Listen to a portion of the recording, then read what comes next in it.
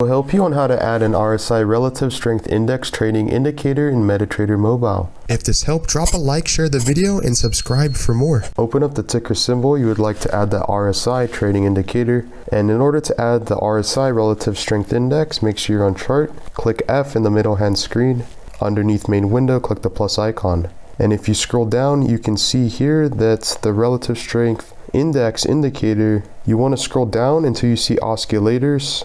And as you see, it is right here. It's the fourth to last option, relative strength index. You can change the period. I recommend 21. You can even have different levels. 32 is the lowest. 68 is the highest. We have the second to highest, the second to lowest. You can even add a level if you would like.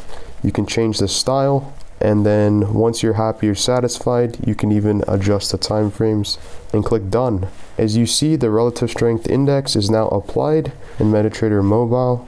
If we go to the daily, you can now see it's at 38. The weekly, it's at 39. The monthly, it's at 21, completely for free.